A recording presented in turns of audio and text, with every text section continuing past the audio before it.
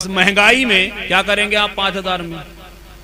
आपसे 25,000 में घर नहीं चल रहा है, 40,000 में घर नहीं चल रहा है। मस्जिद का इमाम अल्लाह का जिक्र करता है, रसूल हाशमी का पैगाम देता है, 5 वक्त की अजान पढ़ता है, 5 वक्त की नमाजें पढ़ाता है, तुम्हारे बच्चों को हलाल और हराम का तरीका बतलाता है, हराम से बचने की कोशिश कराता है, हलाल की राह पर गामजन करने के लिए तैयार करता है। उसको हम क्या देते हैं? 5,000।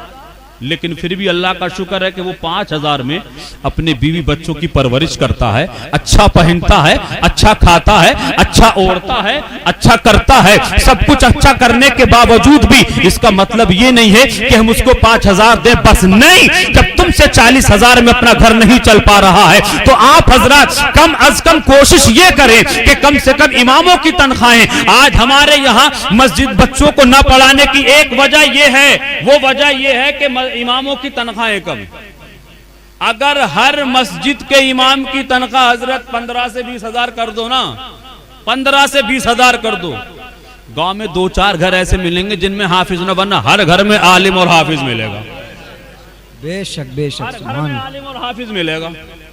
लेकिन हम जब सवाल करते हैं कि जनाबे आली अपने बच्चे को आलिम बनाओ, अपने बच्चे को हाफिज बनाओ, अपने बच्चे को कारी कुरान बनाओ, लोग अमूमन ये जवाब देते, मौलाना साहब हम अपने बेटे को आलिम बनाएंगे, मिलेगा क्या?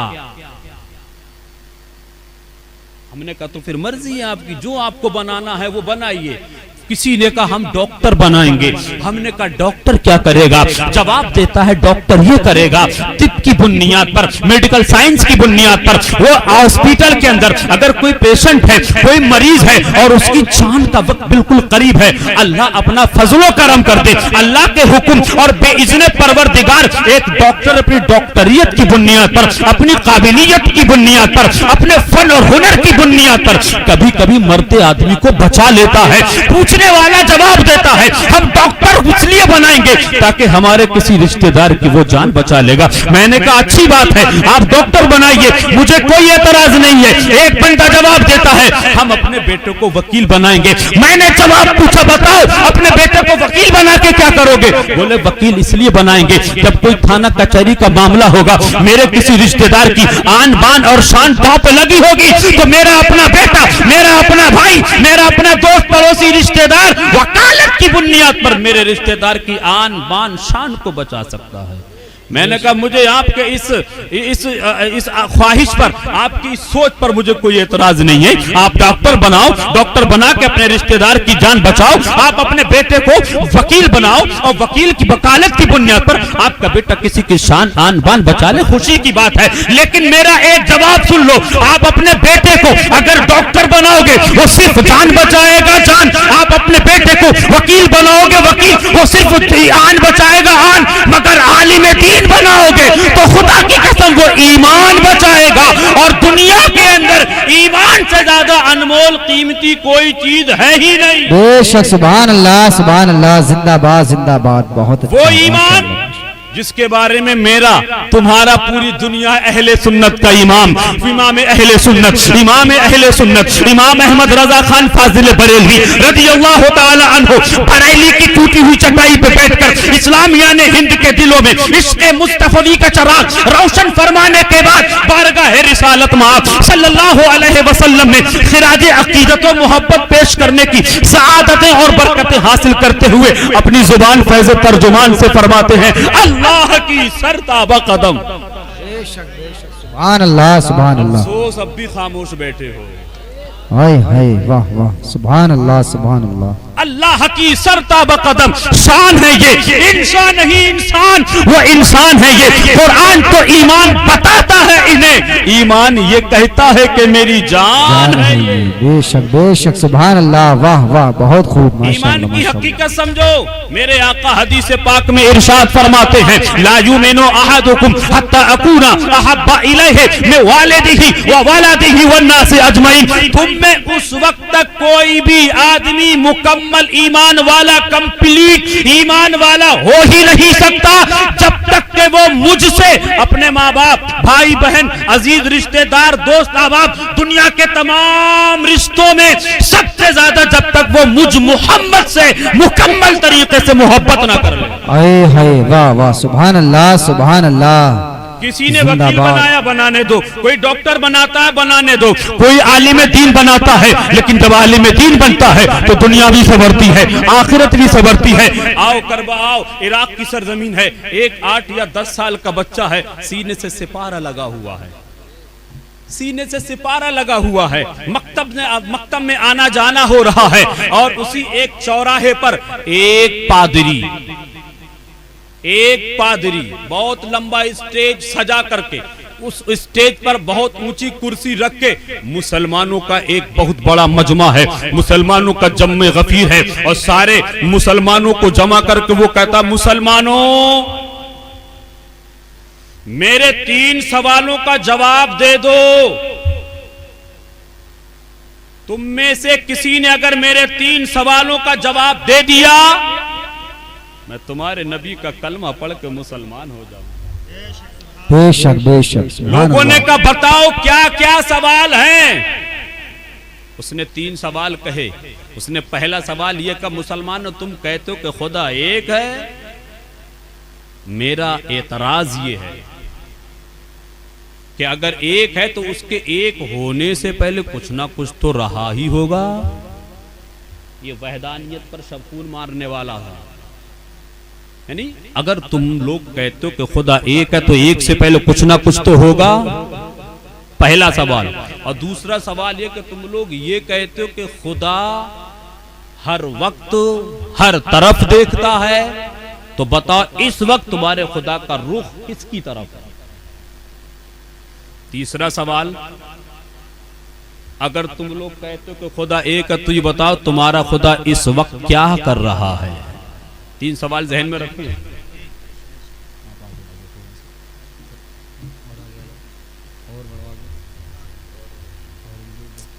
तीन सवाल सुने आपने, नोट करके ले जाइए। बहुत बड़ा मजमा लगा है, लोगों के जहन में इंतशार है, लोगों के दिमाग में खलफिशार है, यार इसका क्या जवाब दिया जाए। हालांकि उस वक्त जवान भी थे, बूढ़े भी थे, लोग परेशान थे। क्या है, एक छोटा सा बच्चा है, सीने से सिपारा लगा हुआ है। एक नौजवान की उंगली पकड़ के कहता, भाईजान ये मजमा क्यों लगा है, यहाँ भीड़ क्यों इकट्ठी है, इतना बड़ा जम्मे गफीर क्यों है। तो किसी ने कहा, बच्चे ये बड़ों का काम है, ये पढ़े लिखों का काम है, तुम तो भी मकतब ही में जा रहे हो, तुम तो भी तालीम ही हासिल कर रहे हो, इन चक्करों में मत पड़ो, तुम्हें नहीं मालूम यहाँ क्या क्या मामला है। एक से पूछा, उसने भी जवाब दिया। कई नौजवानों से उसने लगातार पूछा तो सबने बच्चा समझ के जवाब देते, बेटे तुम जाओ पढ़ाई करो। उसने कहा ठीक है, मैं पढ़ाई तो कर ही रहा हूँ और करूंगा इंशाअल्लाह, लेकिन यहाँ जो लोग मजमा लगाए हुए हैं, मजमा लगाने की कोई तो मुझे एक वजह बता दो। एक बेचारा बुजुर्ग बड़ी दूर से देख रहा था इस बच्चे के इसरार को, कभी किसी से पूछता है, कभी किसी से पूछता है, सब उल्टा सीधा मतलब तसल्ली बख्श जवाब नहीं देते हैं, बच्चा समझ के छोड़ देते हैं। मगर खुदा की कसम, जो अल्लाह वाले होते हैं, जिनके दिलों में अल्लाह का डर होता है और जो अल्लाह के रास्ते में निकल जाते हैं, उनको बच्चा समझने की कोशिश मत कीजिएगा। करबला में 6 महीने के अली असगर को यजीदियों ने बच्चा ही तो समझा था, लेकिन ये अली असगर की हिम्मत है कि अली असगर की हिम्मत ने सारे यजीदियों की धज्जियां उड़ा करके रख दी।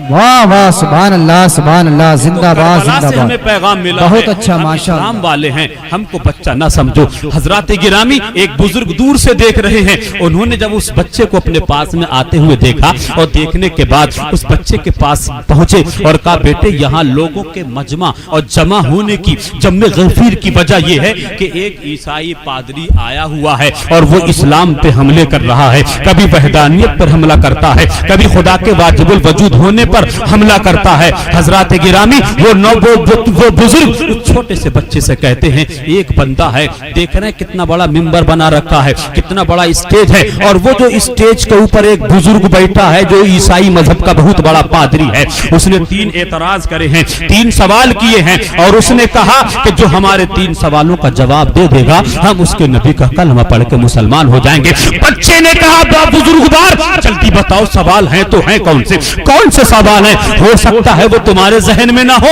मेरे जहन में आ सकते हैं। उसने वो तीनों सवाल उस बुजुर्ग ने तफसीली तौर पर उस बच्चे को बता दिए। अब उस बच्चे ने कहा आप थोड़ा सा मेरी मदद कीजिए, मुझे उस स्टेज, उस मिंबर के सामने खड़ा कर दीजिए और उसको बता दीजिए कि ओ ईसाई पादरी, तेरे सवालों का जवाब देने के लिए उम्मते मुस्तफा में किसी जवान को, किसी बड़े बूढ़े को मैदान में उतरने की जरूरत नहीं है। तेरे सवालों का जवाब देने के लिए मुस्तफा का 8 साल का उम्मती काफी है। वाह वाह सुभान अल्लाह। नारे तकबीर, नारे रिसालत, नारे गौसियत, उलमाए अहले सुन्नत, जश्ने दस्तारबंदी, नारे तकबीर, नारे रिसालत। वाह वाह, जिंदाबाद जिंदाबाद। बुजुर्ग ने बहुत अच्छा की हिम्मतें देखी, उसकी जसारतें देखी, उनकी काबिलियत देखी। फौरन कहता है मजमे की तरह मुखातब होकर के, सुनो, इस आदमी के सवाल का जवाब देने के लिए अल्लाह ने एक छोटे से बच्चे को भेजा है। हजरात, रास्ता छोड़ दो। जवानों ने उस बच्चे को अपने कांधे पे रखा, किसी ने माथे से लगाया, किसी ने सीने से लगाया, उसको कंधे से कंधा मिला करके उसी स्टेज के सामने खड़ा कर दिया। और एक बुजुर्ग ने कहा, ओ सवाल करने वाले, अपने सवाल को दोहरा ले, तेरे सवाल का जवाब देने के लिए ये बच्चा मौजूद है। वाह वाह वाह, सुभान अल्लाह सुभान अल्लाह। अब जब उसने देखा कि इस मैदान में एक छोटे से बच्चे को लाके खड़ा कर दिया गया, तो समझता मेरी तो इंसल्ट हो गई, मेरी तो तौहीन हो गई, इतना काबिल शख्स हूं मैं और एक छोटा सा बच्चा मेरे सवालों का जवाब देता है। यानी जबकि मद्दे मुकाबिल बराबर का होना चाहिए ना। अब वो कहता है मैं इस बच्चे को, ये बच्चा मेरे सवालों का जवाब क्या देगा? क्या तुम्हारी कौम में जवान नहीं है? क्या तुम्हारी कौम में मेरी तरह उम्र दराज नहीं है? मैं तो उनसे जवाब लेना चाहता हूं। किसी ने कहा तुझे सवाल के जवाब चाहिए, तुझे जवाब से मतलब है या जवाब देने वाले उम्र से मतलब है? बच्चा हो या जवान, बूढ़ा हो, तुझे तसल्ली बख्श जवाब चाहिए तो तैयारी कर, अपने सवालों को दोहरा ले, तेरे सवालों के जवाब मिल जाए। बच्चे को सामने पेश किया गया। अब बच्चा कहता है, हाँ आप इतने ऊपर तशरीफ रखे हुए हैं, बताइए आपका सवाल क्या क्या है? मैं आपके सवाल जवाब देने के लिए तैयार हूं। अब उसके आगे मजबूरी थी, स्टेज छोड़ के भाग रहा तो भी इंसल्ट, और नहीं छोड़ के जा रहा है। बच्चे ने जवाब दे दिया तो है ही इंसल्ट, और नहीं दिया तो भी यही होगा कि हराया तो किसको? बच्चे ही को तो हराया। वो तो चारों तरफ से फंस गया। इसीलिए कहते हैं पिघलना इल्म की खातिर मिसाले शमा ज़ेबा है। आलिम बनना इतना आसान थोड़ी है, कारी कुरान बनना इतना आसान थोड़ी है, हाफिज बनना इतना आसान थोड़ी है, मुफ्ती बनना इतना आसान थोड़ी है। इस मकाम और मनसब पहुंचने के लिए, इस दर्जे पर फायज होने के लिए भाई बहनों की मोहब्बतों की कुर्बानी देना पड़ती है, माँ बाप की मोहब्बतों की कुर्बानी देना पड़ती है। इन तमाम रिश्तेदारों की कुर्बानी देने के बाद तब कहीं जाकर के हाफिज के मकाम को हासिल किया जाता है, तब कहीं जाकर के कारी कुरान के मनसब पर फायज होना पड़ता है, तब कहीं जाकर के आलिम दीन बन जाता है। घर बैठे थोड़ी कोई आलिम दीन बन जाता है, और जो घर बैठे आलिम दीन बन जाते हैं वो तो बड़े खुश नसीब हैं। शर्त ये कि उनको पढ़ाने वाला भी घर में हो तो और ज्यादा बेहतर है। लेकिन आज अमूमन देख रहे हैं आप, जिनको कुछ आता जाता नहीं वो आलिमों पर उंगली उठाते हैं, वो मुफ्तियों पर उंगली उठाते हैं, वो अहले इल्म की शान में गुस्ताखी करते हैं। कान खोल के सुन लीजिए, अल्लामा शेख अब्दुल हक मुहद्दिस देहलवी फरमाते हैं, और सरकार ख्वाजा उस्मान हारूनी जो सरकार गरीब नवाज के मुर्शिद लासानी है, वो बयान फरमाते हैं, उलमा की तौहीन करना या उलमा की तौहीन करने वालों पर अल्लाह का अज़ाब नाजिल होता है, और कभी कभी आलिम की तौहीन करना कुफ्र भी है। ये जिम्मेदार उलमा बैठे हैं, बड़ी जिम्मेदारी के साथ कहता हूं, कभी कभी आलिम दीन की तौहीन करना कुफ्र भी है। और एक बुजुर्ग फरमाते हैं, जो लोग उलमा की तौहीन करते हैं बिला वजह उनके पीछे पड़ जाते हैं, मरने के बाद उनकी कब्रें खोद के देखना, उनके चेहरे किबले की तरफ नहीं होंगे, उनके चेहरे मुड़ गए होंगे। वाह अल्लाह अकबर। क्या समझते हैं लोग आलिम दीन को, क्या समझते हैं? और यहाँ कुछ लोगों का ये मिजाज होता है, कुछ लोगों का ये नजरिया होता है कि कामयाब आलिम वही है जो खूब जम के प्रोग्राम करता है। लोगों ने पेशावर मुकर्रिरीन, पेशावर वाइजीन ही को बहुत बड़ा आलिम दीन समझ रखा है। क्या ये कामयाबी है? अच्छी बात है कोई बेचारा तकरीर करके दीन की खिदमत कर रहा है, लेकिन किसी के पास इल्म है लेकिन वो तकरीर नहीं करता, प्रोग्राम नहीं करता, उसको अपनी शोहरत की फिक्र नहीं, तो क्या वो आलिम ना रहा? बेशक बेशक यही बात है। क्या वो आलिम नहीं रहा? आलिम रहा। आलिम का मकाम समझने की कोशिश कीजिए। बच्चे ने कहा अपने तीनों सवाल दोहराइए। उसने कहा मेरा पहला सवाल ये है कि तुम लोग कहते खुदा एक है, अगर तुम्हारा खुदा एक है तो बताओ इस वक्त तुम्हारा खुदा क्या कर रहा है? बच्चे ने इतना सुना, दाएं देखा, बाएं देखा, ऊपर देखा, मजमे की तरफ देखा, उस पादरी की तरफ देखा, देखने के बाद का तुम इतने काबिल हो लेकिन तुम्हें इल्म कुछ भी नहीं। सवाल करने वाला एक साइल की तरह होता है, साइल की तरह होता है। तुम्हें सवाल चाहिए तो साइल बन के मेरे पास आइए। साइल से मुराद समझते हैं? मांगने वाला। किसी बड़े दरबार में जाए तो साइल की तरह होता है ना। भाई आपको किसी चीज की जरूरत, आप बरेली शरीफ दरगाह आला हजरत फतवा लेने जाएंगे तो क्या करेंगे? मुफ्ती साहब की जगह बैठ के मुफ्ती साहब से कहेंगे हजरत मुझे सवाल का जब नहीं, आपको जानुए अदब तय करना पड़ेगा। बेशक बेशक बेशक आपको साइल बनना पड़ेगा। आप प्यासे हैं कुएं के पास, आपको जाना पड़ेगा। उसने कहा इतनी उम्र हो गई, आपकी कोई तजुर्बा एक्सपीरियंस नाम की कोई चीज ही नहीं है कि आपने किताबों में रिवायतों में कुछ पढ़ा ही नहीं है? आलिम से कोई सवाल पूछे तो उसको साइल बन के आना चाहिए आलिम के पास में। और आपके ये जो सवाल है ना, अगर आपको अपने तसल्ली बख्श जवाब चाहिए तो आपको मेरी जगह आना होगा और मुझे आप अपनी जगह पहुंचाइए। बेशक बेशक बेशक समझ रहे हैं आप? आपको मेरी जगह आना होगा और मुझे आप अपनी जगह पहुंचाइए, फिर सवाल जवाब कीजिए, फिर आपको जवाब मिलेंगे। लोगों ने कहा भाई ये बात तो ठीक है, बात तो बहुत पते की कही है, आइए जनाब नीचे तशरीफ लाइए। अब वो तो तशरीफ उसको लाना ही थी क्योंकि उसको जवाब चाहिए थे। वो वक्त का पादरी अपनी कुर्सी से नीचे आया, उस छोटे से बच्चे को कुर्सी पर रख दिया गया। अब वो कुर्सी पर बैठ करके शेराना अंदाज में कहता है, ए पादरी बता तेरा पहला सवाल क्या है? फिर वो पहले सवाल को दोहराता है और कहता मेरा पहला सवाल ये है कि बताओ अगर तुम्हारा खुदा एक है तो इस वक्त क्या कर रहा है? फौरन बच्चा कुर्सी पर से जवाब देता है, नादान बेवकूफ, अभी तुझे कुछ पता ही नहीं चला।